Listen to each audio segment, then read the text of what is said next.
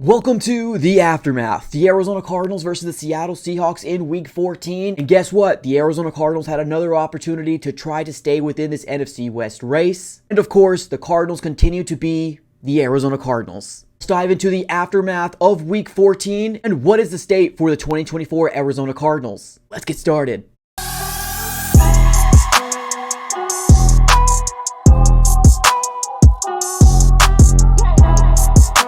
What's going on, everybody? Welcome back into another video. Definitely do me a huge favor, smack up that like button and subscribe for more Arizona Cardinals content. On this channel, we're covering the Arizona Cardinals news, breaking news, conversational pieces, everything surrounding your favorite team. So subscribe it up. It's absolutely for free. Critics is the reason that we're playing meaningful games in December right now. He's a huge piece to that.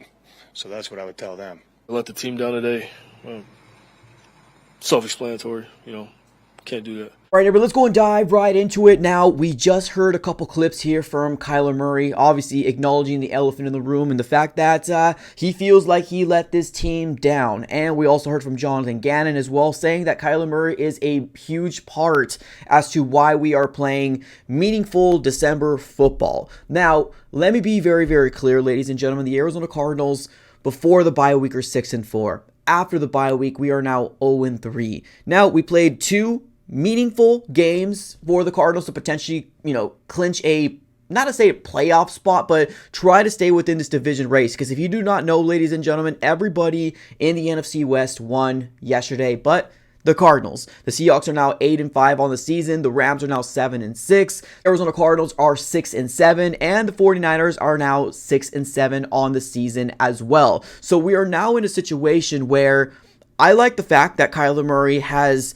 accepted accountability, and he said that these interceptions were on him and he was not throwing anybody under the bus, which is probably seen to be what the culture is of what Jonathan Gannon was trying to establish, right? But I love the accountability part, but what are we going to do to fix it, right? That's going to be the big question mark heading into 2025, because let's call it like it is, ladies and gentlemen. Kyler Murray's still struggling with the same things that he's been struggling since 2019, since we drafted him. Now, I am one of those guys that feel like the ceiling of Kyler Murray can be absolutely endless, but how much more time do we need for him to develop how to throw the ball away, how to make better decisions, right?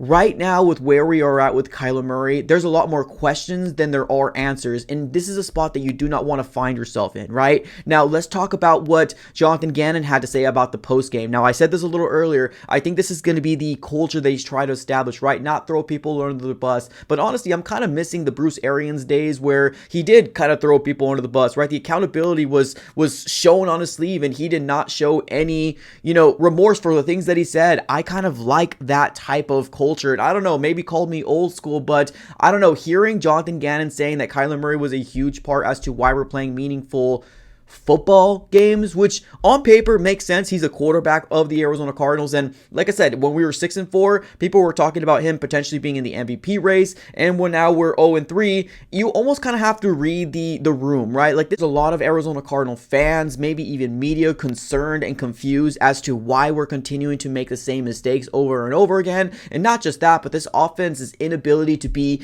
consistent is now starting to rear its ugly head over and over and over and over again. Week by week, we're talking about this offense and their inefficiencies to be consistent, right? And that's the thing. The bright spot of what the 2024 Arizona Cardinals was supposed to be this offense. Now, yes, did the defense actually not do a good job in this game? Yes, they didn't, right? But it didn't help that Kyler Murray threw back-to-back interceptions and basically spotted them 14 points, right? Now, could we have won this game? Yeah, I mean, of a couple things gone right our way, yes, of course. But we are never going to be able to win a big game under the circumstances that the way this offense is being operated. We are going to need to throw the ball deep, just like similar that we saw Michael Wilson catching that 40-yard plus bomb right from Kyler Murray. And when I saw that, I was like, oh man, here we go. This is the offense I would want to see, right? Because the dink and dunk is great and all, but you need to be able to get those big explosive plays, 40-yard bombs, 20-yard, mid-range games. The Cardinals do not have the ability to do that. It's all underneath. It's all dink and dunk. And for the people out there that were really gloating and hanging their hat on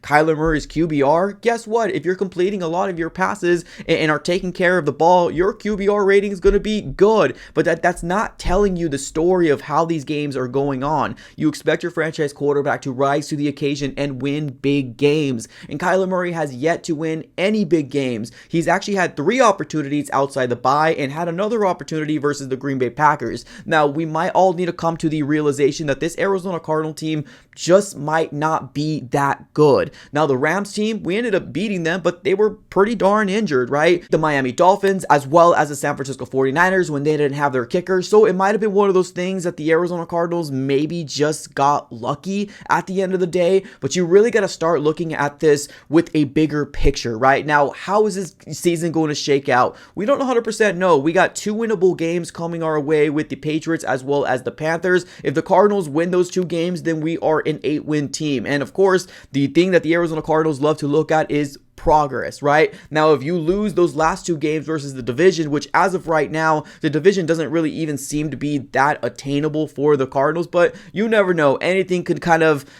open it up and see exactly what potentially could be. But right now, we're seeing a quarterback with Geno Smith in the Seattle Seahawks. Culturally, Geno Smith right now is winning those big games for his organization / his team. Kyler Murray cannot. Kyler Murray has not been able to win a big game in his career with the Arizona Cardinals. Unfortunately, we made 1 playoff appearance and we shouldn't have been on that same field with the Los Angeles Rams in that year. So yes, I understand that there's some people that might be upset that I'm consistently bringing this on Kyler Murray. Was he the sole reason why we lost the Seattle Seahawks game in round 2? No, he's not, right? But those 2 interceptions didn't help. Those mistakes that he's making, right? Not being able to read the defenses, not being able to see the field. Because honestly, and this is not even a joke, and it sucks that I have to go ahead and actually use this as a disclaimer every single time, because I'm not one of those guys that throw Kyler Murray, with the height jokes or the COD jokes. I don't like those things, but I think I really have a big concern with him being able to read the field. And I don't think this is one of those things where, it's just popped up. Watch my latest videos or all my past videos. I'm constantly talking about, especially on the losses, that Kyler Murray does not throw the ball beyond the sticks. And when he does, sometimes it almost kind of feels like, oh boy, we got lucky on that catch, or the wide receiver made a really good catch, or Trey McBride made a very, very good catch. There is a reason why we're so dink and dunk, right? Trey McBride gets his yards. James Conner gets his yards because he feels more confident. He feels more comfortable with throwing underneath and hoping that our offensive weapons make a play. There's a reason why the Cardinals don't put the ball in the hand of Kyler Murray when we are in 3rd and 7, 3rd and 6, just like we saw in the Vikings game. I don't know if this coaching staff truly believes in Kyler Murray being able to make the play or not. Like, honestly, that's just kind of my conclusion. This coaching staff right now is not going to go ahead and throw anybody under the bus. We just heard, Jonathan Gannon come out and say, oh, well, he's one of the main reasons why we're here. And although that is true, I don't like the response. I really don't. I want to hear more accountability. I want to hear why this game was lost, and it was such a big game that you squandered the opportunity. You got swept by a rookie head coach in Mike Macdonald, and the Arizona Cardinals fan base right now, all we're talking about is, oh, this is year 2. The Seattle Seahawks organization does not have seasons like the Arizona Cardinals do. We're constantly putting ourselves in holes. We're constantly having to rebuild. When we're good for 1 or 2 years, we're right back at it again and rebuilding for 3 or 4 years, because the culture here is not good. The standards of this fan base is just, oh, well, it's just the Cardinals, right? It is what it is. We got to change our mentality. We got to give this organization a bigger standard to try to attain to. And if we don't, we're going to consistently dealing with the same things over and over again. And of course, Michael Bidwell being the owner doesn't help the situation that we're sitting ourselves in, right? Now, is this video coming out here saying, oh, we need to get rid of Kyler Murray, we need to trade him, release him, A, B, and C, right? No, it's not, because at the end of the day, I almost kind of feel like we're we're stuck in the situation with Kyler Murray. Now, can he be the QB in 2025? Yeah, he can very well be the QB in 2025, but I would love the Arizona Cardinals to try to find some sort of contingency plan. The idea of only rolling with one backup quarterback, and that's Clayton Tune, especially the appearance and what we've seen from him, the Arizona Cardinals knew exactly what they were doing. They knew exactly what they're doing. They weren't going to trade for a Justin Fields. They weren't going to trade for a Russell Wilson or sign a Russell Wilson. They weren't going to do these moves because they didn't want to have a quarterback controversy. They got rid of Josh Dobbs the moment that Kyler Murray came back healthy. They got rid of Desmond Ridder on a trade for Rondale Moore. They know exactly what they were doing.